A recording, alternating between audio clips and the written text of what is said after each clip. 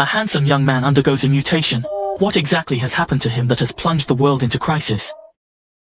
During a time-traveling journey of the superpowered individuals, a sudden car accident causes Jennifer's energy to shift, resonating with Ben's energy. Ben is a superpowered individual who can use tentacles as weapons and summon tentacle monsters from his body. Jennifer was found inside a giant octopus monster, and as she grew up, an inexplicable energy within her began to stir. When the two energies came into contact and resonated, Jennifer's energy surged into Ben's body. Subsequently, Ben felt pain in his arm, rolled up his sleeve to check, and discovered that his body was starting to mutate, as if something was moving inside. Ben sensed Jennifer's summoning, and her face also began to change, while Jennifer's face underwent a transformation as well.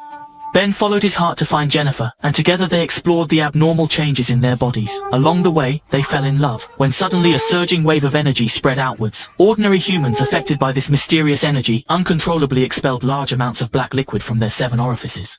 The two entered a sweet moment of love, unaware that each time they got closer, it accelerated the arrival of disaster. Ben's family member Victor and their mutual father Regan discovered Ben's whereabouts through the deceased. Victor called Ben to tell him he must leave Jennifer, or the world would be destroyed within a day. Ben dismissed the warning as nonsense, angrily hanging up the phone, and the two decided to elope to a place where no one could find them. At that moment, Jennifer began to feel unwell, and Ben quickly took her out of the car to find a place to rest. Just as Ben managed to call 911 for help, he turned around to find Jennifer was gone. So he hung up the phone to search for her, only to discover Jennifer lying in bed in pain, her face beginning to mutate. Ben also lay down to accompany him. Regan gathered his men and found the location of Ben and Jennifer, sending Victor in to negotiate. At this point, Ben had already mutated, and when Victor entered, he discovered that Ben had transformed into a bizarre monster. He urged Ben to leave with him, but Ben had already decided not to abandon Jennifer, and no amount of persuasion from Victor would change his mind. He didn't need Victor's help. Both of their situations were dire, as if some kind of parasite was rapidly growing on them, and would they eventually explode?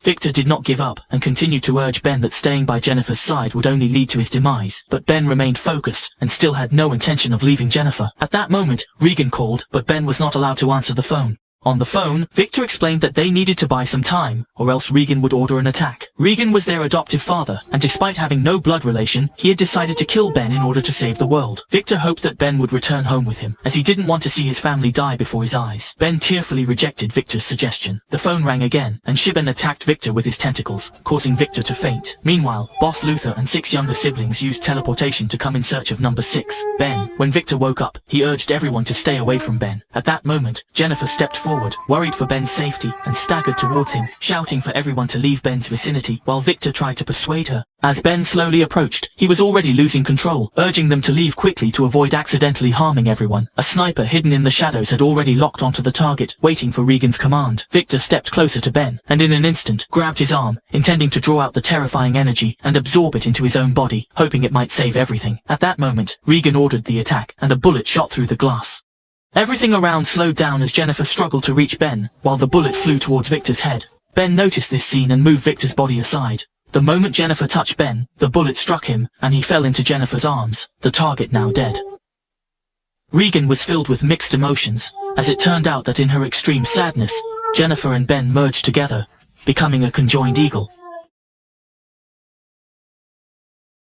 An angry heart-connected baby monster has been born, and it does not appear friendly. Meanwhile, Ben seems to still be alive. The only option now is to eliminate this monster, which has lost all rationality. Boss uses a feint to attract the monster's attention, successfully provoking it. One of its tentacles knocks the 2 of them away, and number 5, upstairs, attacks it with a handgun. But unfortunately, it causes no damage, and only angers the monster, making it grow larger. Number 7 aims at a flammable canister next to the monster and uses a laser eye to ignite it, but to their surprise, the monster absorbs the explosion's energy, causing its body to grow even larger, completely losing all human facial features. Number 3 possesses the ability of mind control. He attempts to control the monster, but sees Ben in its form and stops the manipulation. Number 7 tells him not to be soft-hearted, as it is merely a disguise of the monster, and in the next moment, he is knocked away by the monster. Boss has immense strength, and is ready to stop the monster from harming his sister. The monster is crawling towards number 3, and in a fit of rage, Boss throws a punch, only to be surprised when his hand gets stuck inside.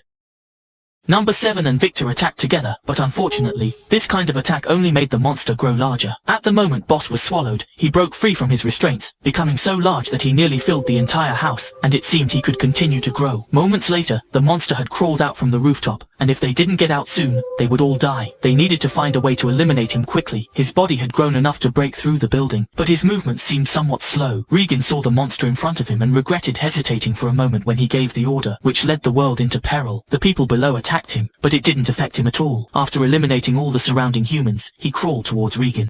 It swallowed him, and he began to wreak havoc in the city, crushing everything in his path, and was now approaching the hiding place of a few people. The emergence of superpowered beings led to the splitting of countless parallel timelines. Every time they traveled to the future or the past, a new timeline would appear. Now, the balance of the universe has been disrupted, and the timelines are overlapping. Only by facing the monster together can they prevent the destruction of the world. At this moment, he had already appeared outside, seemingly searching for the few people inside. Using his tentacles to probe the situation indoors, they summoned the energy cores within their bodies until the monster located their position.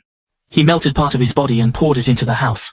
Clumps of glowing red slime wrapped around their feet, slowly encasing their entire bodies, including their heads. They became part of the monster. The timeline returned to its original state, and in the end, they disappeared along with the monster.